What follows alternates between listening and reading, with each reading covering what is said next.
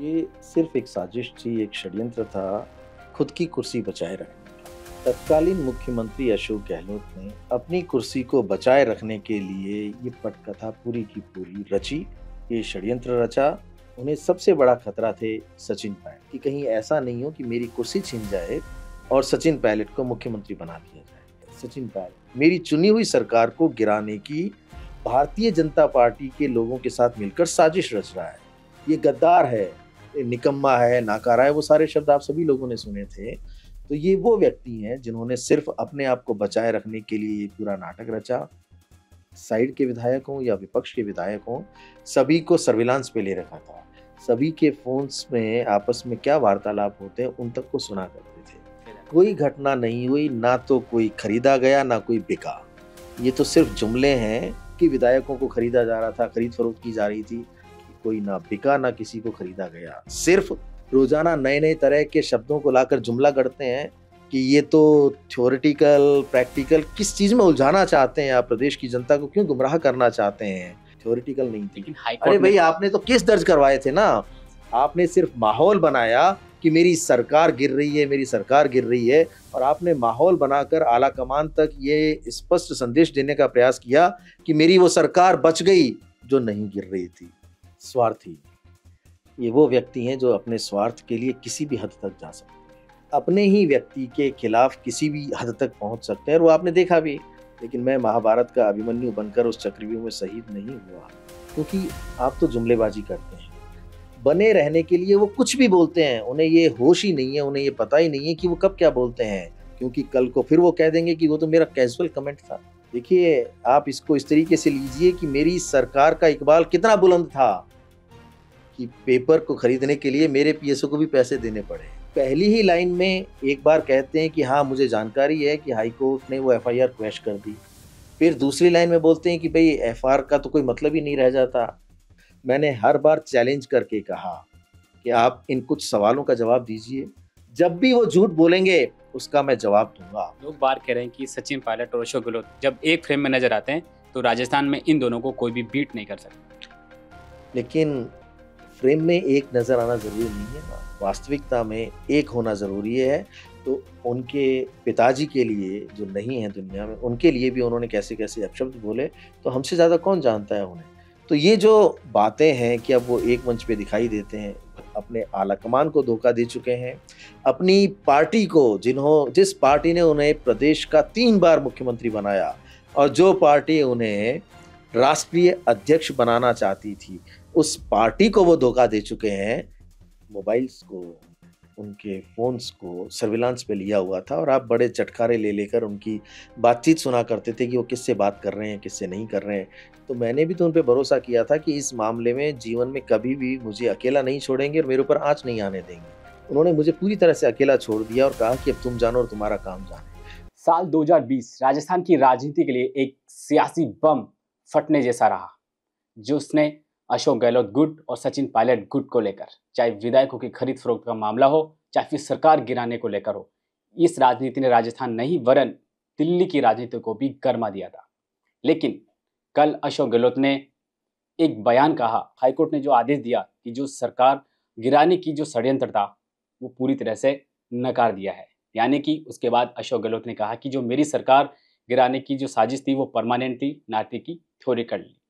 अब इसी मुद्दे को हम बात करने के लिए आ रहे हैं। हमारे साथ मौजूद हैं उस समय अशोक गहलोत के साथ में ऑस्ट्री के रूप में रहे लोकेश शर्मा। इनसे हम जानने की कोशिश करेंगे क्या वाकई में सरकार गिराने की साजिश की जा रही थी। देखिए, मैंने कहा और आज फिर कह रहा हूँ कि ना सरकार गिर रही थी, ना सरकार कोई गिरा रहा था। ये सिर्फ एक साजिश थी, एक षड्यंत्र था, खुद की कुर्सी बचाए रखने का। कुर्सी किसकी? आप ये पूछेंगे कि भई वो तो ऑलरेडी कुर्सी पे थे। तत्कालीन मुख्यमंत्री अशोक गहलोत ने अपनी कुर्सी को बचाए रखने के लिए ये पटकथा पूरी की पूरी रची, ये षड्यंत्र रचा। चूँकि उन्हें सबसे बड़ा खतरा थे सचिन पायलट। जिस दिन उन्होंने 2018 में मुख्यमंत्री पद की शपथ ली, उसी दिन उसी मंच से उप मुख्यमंत्री के रूप में सचिन पायलट जी ने भी शपथ ली। और उसी दिन से वो बहुत चिंता में और बहुत परेशानी में रहते थे, क्योंकि आला कमान की कहीं न कहीं ये मंशा थी केंद्रीय नेतृत्व की, कांग्रेस पार्टी की कि आने वाले वर्षों में राजस्थान का नेतृत्व एक नौजवान करे और उसे नेतृत्व सौंपा जाए। और यही कारण था कि जब 2018 में जद्दोजहद चल रही थी कि मुख्यमंत्री कौन बनेगा, उस समय राहुल गांधी जी के यहाँ से एक तस्वीर जारी की गई जिसमें एक तरफ सचिन पायलट जी थे, दूसरी तरफ अशोक गहलोत जी थे और बीच में स्वयं राहुल गांधी जी थे। और कैप्शन था यूनाइटेड कलर्स ऑफ राजस्थान। यानी ये सीधा स्पष्ट संदेश था कि आने वाले समय में राजस्थान का नेतृत्व ये नौजवान करेंगे। तो बड़े बेचैन रहने लगे, बड़े चिंतित रहने लगे अशोक गहलोत जी कि कहीं ऐसा नहीं हो कि मेरी कुर्सी छिन जाए और सचिन पायलट को मुख्यमंत्री बना दिया जाए। तो उसी दिन से वो षड्यंत्र करने में लग गए, जुट गए कि कैसे इस व्यक्ति को गिराया जाए, कैसे इसकी छवि को खराब किया जाए और वो सफल हुए। उन्होंने जो एजेंडा बनाया अपने मस्तिष्क में कि इस व्यक्ति को इतना बदनाम कर दो, इसको कांग्रेस की नज़र में इतना गिरा दो कि कांग्रेस इसे अपने साथ लेकर चलने से भी कतराए और उन्होंने कांग्रेस पार्टी से निष्कासित भी करवाया, उप मुख्यमंत्री पद और प्रदेश कांग्रेस के अध्यक्ष से बर्खास्त भी करवाया और ये महसूस करा दिया पूरे प्रदेश और देश की जनता के साथ-साथ कांग्रेस पार्टी को भी कि ये व्यक्ति जो तत्कालीन उप मुख्यमंत्री है सचिन पायलट, मेरी चुनी हुई सरकार को गिराने की भारतीय जनता पार्टी के लोगों के साथ मिलकर साजिश रच रहा है। ये गद्दार है, ये निकम्मा है, नाकारा है, वो सारे शब्द आप सभी लोगों ने सुने थे। तो ये वो व्यक्ति हैं जिन्होंने सिर्फ़ अपने आप को बचाए रखने के लिए ये पूरा नाटक रचा। हालाँकि ये शब्द मैं लगातार कहता आ रहा हूँ कि ना सरकार गिर रही थी, ना कोई गिरा रहा था। अब मेरी इस बात पर मोहर लग गई है हाईकोर्ट के निर्णय के बाद कि जाँच एजेंसीज़ ने जो ये केस दर्ज किया गया था सरकार गिराने की साजिश वाला, उस पर पूरी तरह से क्लीन चिट दे दी और ये कहा तथ्यों में ये मेंशन किया कि ऐसे कोई प्रमाण नहीं पाए गए जिसमें पैसों के लेन-देन की बात हो या सरकार गिराने की कोई साजिश चल रही हो। वो सामान्य बातचीत थी क्योंकि इन्होंने उस वक़्त तमाम लोगों को, चाहे वो अपने साइड के विधायक हों या विपक्ष के विधायक हों, सभी को सर्विलांस पे ले रखा था। सभी के फ़ोन्स में आपस में क्या वार्तालाप होते हैं, उन तक को सुना करते थे। क्या उस समय विधायकों की खरीद-फरोख्त क्या वाक़ई में ऐसी घटना हुई थी, जिसने राजस्थान के एक बार फिर सियासी गलियारों में हलचल पैदा कर दी? कोई घटना नहीं हुई, ना तो कोई खरीदा गया, ना कोई बिका। ये तो सिर्फ़ जुमले हैं कि अमित शाह, धर्मेंद्र प्रधान, गजेंद्र सिंह शेखावत और सचिन पायलट मिलकर करोड़ों रुपए यानी किसी के ऊपर 25 करोड़ का आरोप लगाया, किसी पे 35 करोड़ का आरोप लगाया कि अमित शाह दिल्ली में बैठे-बैठे लोगों की खरीद-फरोख्त करने के लिए पैसे भिजवा रहे हैं, फलाने जी ने ये कर लिया। एक भी व्यक्ति राजस्थान का चुना हुआ विधायक, क्या किसी ने आज तक ये कहा कि भई मुझे 35 करोड़ रुपए दिए या दिए जा रहे थे? तो कोई सबूत, कोई प्रमाण, किसी तरीके का कोई एविडेंस ऐसा नहीं है जिसमें ये सारी की सारी जो बातें इन्होंने कही कि विधायकों को खरीदा जा रहा था, खरीद-फरोख्त की जा रही थी। कोई खरीद-फरोख्त नहीं हुई, कि कोई ना बिका, ना किसी को खरीदा गया। सिर्फ़ जुमलेबाज़ी थी। जैसा कि जुमला इन्होंने आपने मुझे कहा, बताया और हमने भी वो कल प्रेस कॉन्फ्रेंस अखबार के माध्यम से पता लगी कि हुई थी जिसमें ये कहा कि मेरी सरकार को गिराने की साजिश थ्योरेटिकल नहीं प्रैक्टिकल थी। अरे भाई कमाल करते हैं आप। रोज़ाना नए-नए तरह के शब्दों को लाकर जुमला गढ़ते हैं कि ये तो थ्योरेटिकल, प्रैक्टिकल किस चीज़ में उलझाना चाहते हैं आप प्रदेश की जनता को क्यों गुमराह करना चाहते हैं?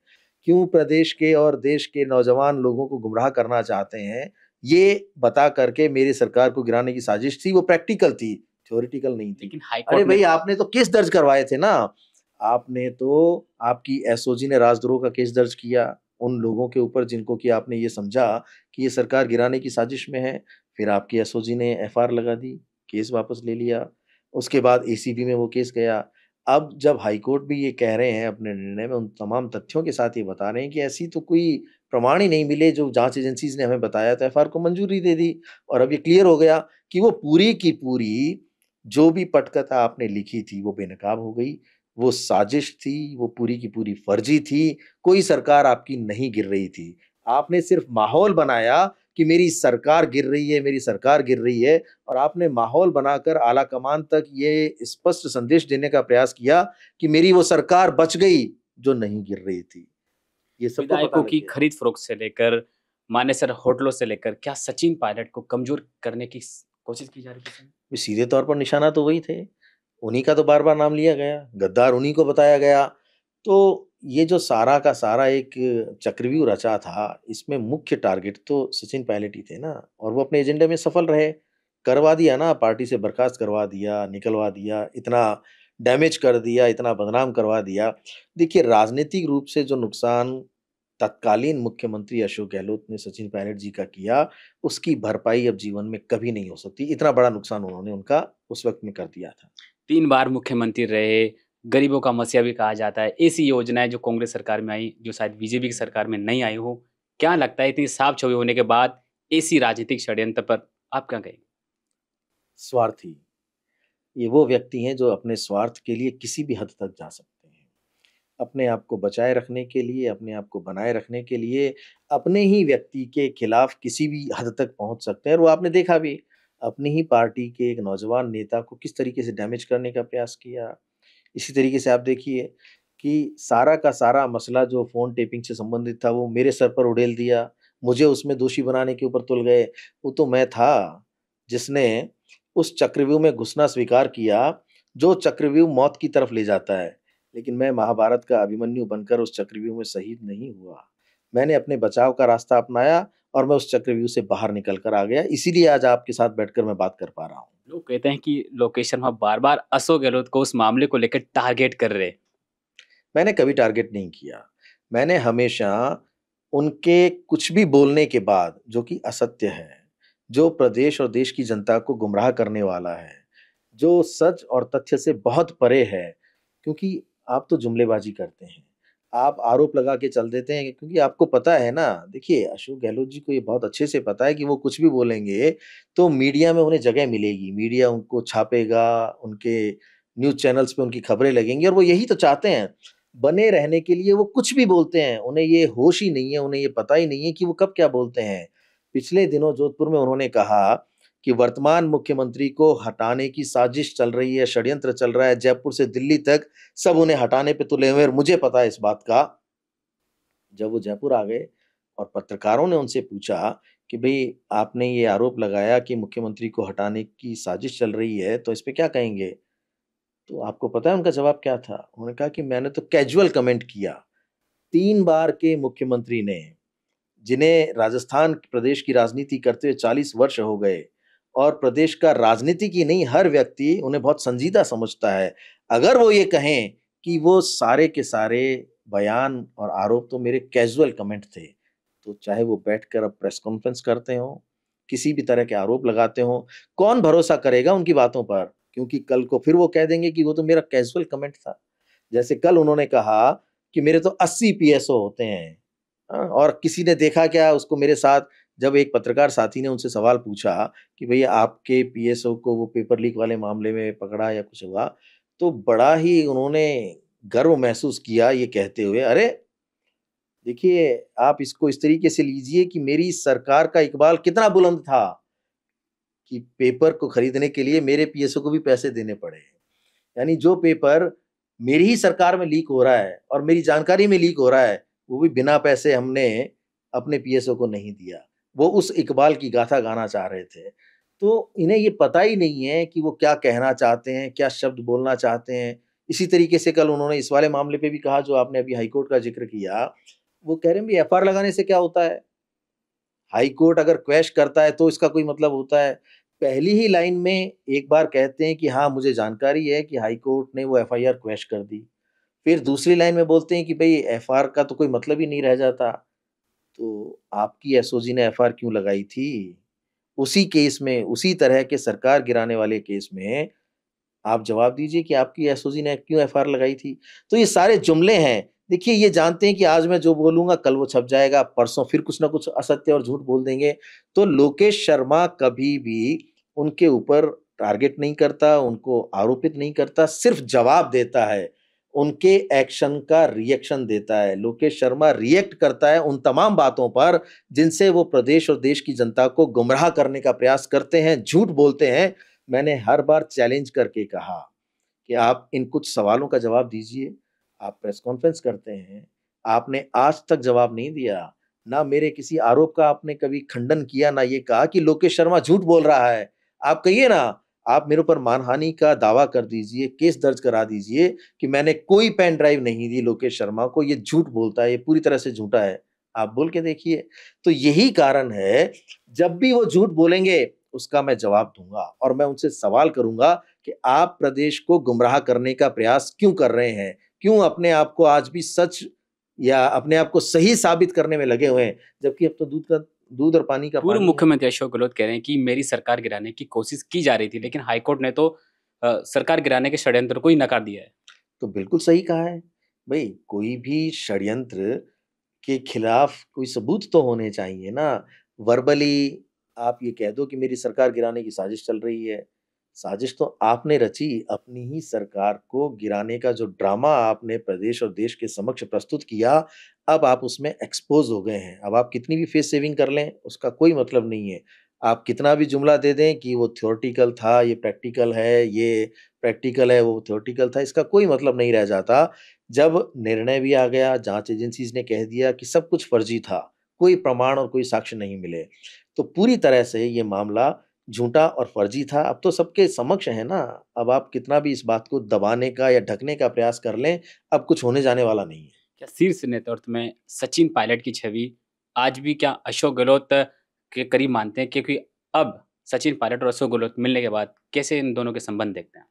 देखिए, संबंध तो जब 2 लोग कांग्रेस पार्टी में काम कर रहे हैं, तो राजनीतिक रूप से तो संबंध अच्छे ही होने चाहिए। हालाँकि आज तक कभी अशोक गहलोत जी ने सचिन पायलट जी को स्वीकार ही नहीं किया, कभी उन्हें नेता ही नहीं माना। वो तो ये सोचते थे कि ये कहाँ से उठ के आ गया, ये कैसे नेता बनेगा, ये तो अंग्रेजी बोलता है। सबको पता है कि उन्होंने कैसे-कैसे शब्द प्रयोग में लिए। तो ठीक है, अब अगर वो एक मंच पर आए हैं और इस तरह से दिखाई देते हैं कि संगठित होकर काम कर रहे हैं, तो निश्चित रूप से कांग्रेस को तो फ़ायदा होगा ही होगा। लोग बार कह रहे हैं कि सचिन पायलट और अशोक गहलोत जब एक फ्रेम में नजर आते हैं, तो राजस्थान में इन दोनों को कोई भी बीट नहीं कर सकता। लेकिन फ्रेम में एक नज़र आना ज़रूरी नहीं है ना, वास्तविकता में एक होना ज़रूरी है और अशोक गहलोत एक ऐसे व्यक्ति हैं जो कभी भी सचिन पायलट को आगे नहीं बढ़ने देंगे, उन्हें ना तो नेतृत्व करने देंगे और भरसक प्रयास करेंगे कि उन्हें कैसे गिराया जाए। हम जानते हैं बहुत अच्छे से कि वो किस-किस तरह के शब्दों का प्रयोग जब हम बैठकर बात करते थे आपस में, अशोक गहलोत जी और हम, तो उनके पिताजी के लिए जो नहीं है दुनिया में, उनके लिए भी उन्होंने कैसे-कैसे अपशब्द बोले, तो हमसे ज़्यादा कौन जानता है उन्हें। तो ये जो बातें हैं कि अब वो एक मंच पे दिखाई देते हैं, भले ही राजनीतिक रूप से दिखाई देते हों, लेकिन वो ऐसे व्यक्ति हैं जो कभी भी धोखा देने से गुरेज नहीं करेंगे। जब अपने आलाकमान को धोखा दे चुके हैं, अपनी पार्टी को जिस पार्टी ने उन्हें प्रदेश का 3 बार मुख्यमंत्री बनाया और जो पार्टी उन्हें राष्ट्रीय अध्यक्ष बनाना चाहती थी, उस पार्टी को वो धोखा दे चुके हैं, तो सचिन पायलट तो हैं क्या? वो ये सोचते हैं कि मैं कभी भी कुछ भी कर सकता हूँ, तो वो ऐसे व्यक्ति हैं जो धोखा देने से गुरेज नहीं करते, अपने ही स्वयं के बहुत नज़दीक से नज़दीक और अपने प्रिय, जिसे वो सिर्फ़ दर्शाते हैं जनता के सामने, क्योंकि तब तक उस व्यक्ति से काम होता है। जिस भी व्यक्ति से उनका काम निकलता होगा, वो आपने कहावत सुनी है ना कि उस वक़्त तो वो गधे को भी बाप बनाने को तैयार होते हैं। तो जब उससे काम निकल जाता है, तो उसको ऐसे निकाल के फेंकते हैं जैसे दूध से मक्खी निकाली फ़ोन जाती है। टैपिंग मामले ने राजस्थान की इस राजनीति को पूरी तरह से गरमा दिया था। एक बार तो ऐसा लग रहा था कि मंत्री, एमएलए आपस में बात करने से भी डर रहे थे। कैसे देखते हैं आप उसे? बिल्कुल सही था, ये सबकी निजता का हनन था कि आपने चुने हुए जनप्रतिनिधियों के मोबाइल्स को, उनके फ़ोन्स को सर्विलांस पे लिया हुआ था और आप बड़े चटखारे ले लेकर उनकी बातचीत सुना करते थे कि वो किससे बात कर रहे हैं, किससे नहीं कर रहे हैं। तो डर का माहौल तो हो ही गया था। हर व्यक्ति फ़ोन पे बात करने से जो जनप्रतिनिधि था, जो उस सिस्टम में था, चाहे वो पक्ष का हो या विपक्ष का हो, सब इस बात को लेके बड़ा भयभीत रहता था कि भई पता नहीं कौन-सी बात कैसे सुन लें। तो राजनीतिक लाभ के लिए, अपने आप को बचाने के लिए उन्होंने सरकार का और अपने पद का दुरुपयोग किया। उन्होंने पूरी मशीनरी को, सारे नियम, कायदे, कानून को ताक पे रखकर सिर्फ़ अपने फ़ायदे के लिए इस सिस्टम का दुरुपयोग किया। और सबका कहते हैं ना कि चाहे विधायक रहे हों, मंत्री रहे हों, सबको सर्विलांस पे ले रखा था। तो उनकी निजता का हनन तो था ही। फ़ोन टैपिंग के मामले को आपने मीडिया के सामने सर्कुलेट किया, उसके लिए आप इतनी हिम्मत चाहिए लोकेश शर्मा को कि एक सीएम के सामने मैं कैसे हिम्मत करूँ कि सर्कुलेट करूँ या नहीं करूँ? उस सिचुएशन को आप कैसे देखते हैं? देखिए, जब उन्होंने मुझे पेन ड्राइव दिया और ये कहा कि ये मीडिया को सर्कुलेट कर दो, तो वो मुझे उनका निर्देश था और मैं ओएसडी के पद पर काम कर रहा था और मीडिया मैं देखता था। तो जो मुझे डायरेक्शंस दिए जाएँगे, मैं तो उन्हें फ़ॉलो ही करूँगा। तो उस वक़्त उन्होंने मुझे ये कहा, वो मैंने किया। लेकिन सरकार जाने के बाद, क्योंकि भरोसा 2 तरफ से किया जाता है। अगर उन्होंने मुझ पे भरोसा करके मुझे पेन ड्राइव दिया था, तो मैंने भी तो उन पे भरोसा किया था कि इस मामले में जीवन में कभी भी मुझे अकेला नहीं छोड़ेंगे और मेरे ऊपर आँच नहीं आने देंगे। जैसे ही सरकार का समय पूरा हुआ, उन्होंने मुझे पूरी तरह से अकेला छोड़ दिया और कहा कि अब तुम जानो और तुम्हारा काम जाने। तो भई जो काम मैंने किया ही नहीं, जिस अपराध को मैंने घटित ही नहीं किया, उस अपराध के लिए मैं क्यों सज़ा भुगतूँ? मैं और मेरा परिवार क्यों प्रताड़ित हों? तो इसलिए मैंने अपने बचाव के लिए मैंने एक शब्द बोला था, मैंने उस चक्रव्यूह को भेदने की हिम्मत दिखाई और मैं उससे बाहर आ गया। सच पूरे देश और प्रदेश के समक्ष लाकर खड़ा कर दिया कि ये देखिए, मुझे अशोक गहलोत जी ने अपने सरकारी निवास पर बुलाकर अपने हाथों से पेन ड्राइव दिया। फ़ोन टेपिंग से मेरा कोई लेना-देना नहीं है। ना तो मैंने फ़ोन टेप किया, ना मैं वो क्षमता रखता हूँ, ना मैं उस सिस्टम का हिस्सा हूँ जहाँ पे फ़ोन टेप किए जाते हैं। मुझे तो सीधा-सा एक पेन ड्राइव दिया और वो पेन ड्राइव मैंने उसमें जो कुछ भी था, वो अपने मोबाइल फ़ोन से मीडिया को मैंने सर्कुलेट कर दिया। अभी विपक्ष में कांग्रेस पार्टी है। जिस दिन सरकार बन जाती है, क्या हम वापस से सीएम पूर्व मुख्यमंत्री अशोक गहलोत, लोकेश शर्मा से वापस बातचीत करेंगे? देखिए, आप ही नहीं, अब बहुत स्पष्ट कर देना चाहता हूँ कि अब राजस्थान में मुख्यमंत्री बनने का सपना अशोक गहलोत जी को छोड़ देना चाहिए। अब उन्हें तो मार्गदर्शक की भूमिका निभानी चाहिए। भई 3 बार पार्टी ने उन्हें प्रदेश का मुख्यमंत्री बना दिया, तो अब नौजवानों को आशीर्वाद दें, उन्हें आगे बढ़ने का सहयोग करें और जो भी अनुभव उन्होंने प्राप्त किए हैं, उसे साझा करें। सचिन पायलट होंगे? ये तो तय करना केंद्रीय नेतृत्व और क्योंकि आला अशोक कमान का गहलोत के काम बाद में सबसे बड़ा नेता सचिन पायलट राजस्थान बिल्कुल, के राजनीति। इसमें कोई दो राय नहीं है, कांग्रेस के बड़े नेता हैं, नौजवानों के पसंदीदा नेता हैं और उनकी भूमिकाएँ भी बहुत मजबूत रही हैं। जब वो मुख्यमंत्री पद पर थे, तो मुख्यमंत्री नंबर 2 ही होता है भई।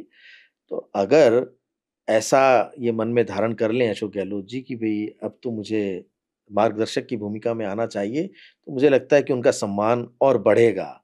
लेकिन वो इस नेचर के हैं नहीं, वो अभी भी इसी प्रयास में हैं। आपको तो मैं स्पष्ट कर देना चाहता हूँ कि उनकी जो मार्केटिंग टीम्स हैं, उनके माध्यम से ये बड़ा तेज़ी से सर्कुलेट करवाया जा रहा है कि चौथी बार अशोक गहलोत, चौथी बार अशोक गहलोत। अरे भई 3 बार रह लिए, अब बख्शो राजस्थान को, कांग्रेस के नेताओं को और राजस्थान में कांग्रेस के लिए काम करने वाले नौजवानों को। अब तो आप उनका मार्गदर्शन करो। मेरा आखिरी सवाल, झालावाड़ स्कूल हादसे ने सरकारी सिस्टम पर काफ़ी सारे सवाल खड़े कर दिए। जिस सिस्टम ने 7 मासूम बच्चों की मौत ली, उसका ज़िम्मेदारी कोई नहीं ले रहा है। सरकार मुआवज़ा दी ही है, लेकिन नरेश मीणा अनशन पर बैठे हैं और आज 13वां दिन है, अस्पताल में भर्ती है। सरकार की तरफ से कोई भी अधिकारी ना उनसे मिलने गया है और कांग्रेस के पूर्व मंत्री, पूर्व एमएलए उनसे मुलाकात कर रहे हैं। कैसे देखते हैं आप? देखिए, वो घटना बेहद ही विचलित करने वाली और बेहद दर्दनाक थी घटना। सरकार को ज़िम्मेदारी पूरी तरह से लेनी चाहिए। आपने कहा कि कोई ज़िम्मेदारी नहीं ले रहा है। सरकार पूरी तरह से ज़िम्मेदारी ले और नरेश मीणा बहुत भावुक व्यक्ति हैं। उन्होंने जब देखा कि इतनी बड़ी घटना हो गई और जो मुआवज़ा दिया गया है वो नाकाफ़ी है, तो प्रभावितों को लिए या जो उस हादसे में जिस तरह से टूटे हैं, जो पूरे परिवार तबाह हुए हैं, जो छोटे-छोटे बच्चे हैं जिनका की डेथ हो गई, उस परिवार को अब कैसे सँभाला जाए, उसको सँभलने के लिए, सर्वाइव करने के लिए कम से कम सरकार की तरफ से वो सब कुछ तो मिलना चाहिए जिससे कि वो खड़ा हो सके। तो उनकी जो माँग है, उस परिवार के लिए है, वो कौन से स्वयं के लिए किसी तरह की माँग कर रहे हैं। तो सरकार को आगे आकर माँगों को मानना चाहिए और आंदोलन करने वाले व्यक्ति, अनशन करने वाले जो हमारे साथी हैं, हमारे छोटे भाई नरेश जी हैं, उनको जाकर मिलना चाहिए, अनशन को तोड़वाना चाहिए। रही बात कांग्रेस के नेताओं की जो आपने कही है, तमाम ऐसे लोगों की, वो तो सारे के सारे अब आज फ़ोटो अपॉर्च्युनिटी देखते हैं कि किसी की फ़ोटो आ जाए, कल अखबार में छप लेकिन बीजेपी जाए। से कोई भी नहीं गया, क्या वो फोटो अपॉर्चुनिटी नहीं देख रहे? अब भारतीय जनता पार्टी के जो नेतागण हैं या जो चुने हुए जनप्रतिनिधि हैं, विधायक हैं, मंत्री हैं, कि इस मामले में अगर आगे बढ़कर वो ये सब कुछ करते तो बड़प्पन होता और करना चाहिए था। इस राजनीति में अगर कोई व्यक्ति आंदोलन करता है, अनशन करता है, तो वो लोकतांत्रिक तरीका है।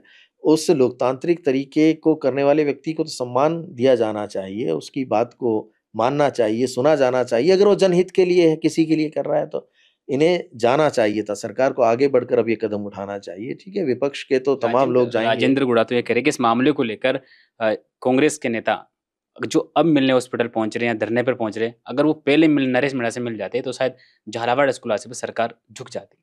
पहले नहीं मिलना चाहते थे ना कोई भी, पहले तो सबने अपने-अपने तरीके से बातें की, लेकिन जब देखने शुरू किया कि ये तो मामला बढ़ता जा रहा है और अब इनको इतना समर्थन मिल रहा है कि जो भी आ रहा है वो देख रहा है, फ़ोटो खिंचवा रहा है, जा रहा है, तो अब हर व्यक्ति चाहता ही है ना कि वो भी उसका भी कहीं न कहीं नाम इन्वॉल्व हो, वो भी आगे बढ़े। ये बात सही है कि किसी भी आंदोलन में, किसी भी एजिटेशन में, किसी धरने प्रदर्शन में या किसी भी मुद्दे पर, चूँकि कांग्रेस और हम अभी विपक्ष में हैं, तो हर मुद्दे पर जो व्यक्ति आवाज़ उठा रहा है, उसका सहयोग करना चाहिए। उसे अपने साथ लेकर या उसके साथ आगे बढ़कर उन मुद्दों पर जो जनहित के हैं, जनता से जुड़े हुए हैं और किसी गरीब के लिए जो आवाज़ उठाई जा रही है, ज़रूर निश्चित रूप पर सही समय रहते उनका सहयोग करना चाहिए, ताकि बाद में कोई ये ना कहे कि ये अवसरवादी हैं। मेरा अंतिम प्रश्न, लोकेश शर्मा भी कांग्रेस पार्टी से भी हैं, विपक्ष में भी एक तरह से, क्या लगता है कि आगे का राजनीतिक करियर आप कैसे देखते हैं?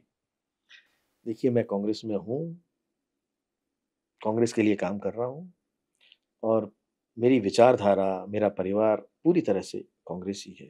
तो बीच-बीच में कई तरह की अफ़वाहें चलाई जाती हैं कि बीजेपी के लोगों से मिल रहा हूँ, बीजेपी जॉइन कर रहा हूँ।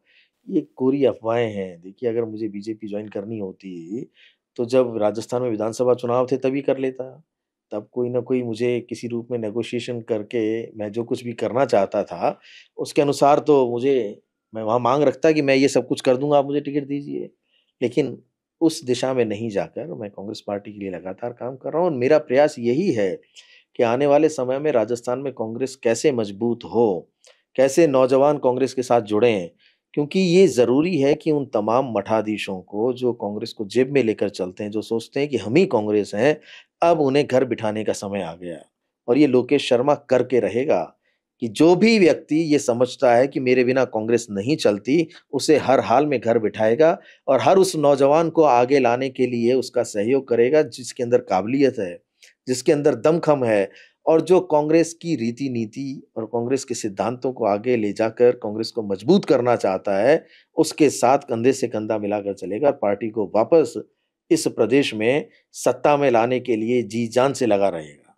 यह है लोकेश शर्मा, जिन्होंने पूर्व मुख्यमंत्री अशोक गहलोत के बयान जो कल हाईकोर्ट में कहा कि जो सरकार गिराने का षड्यंत्र था वो पूरी तरह से हाईकोर्ट ने नकार दिया है, उसी को लेकर इन्होंने पूरी प्रतिक्रिया अपनी रखी है, पूरी बात रखी है और खुलकर रखी है।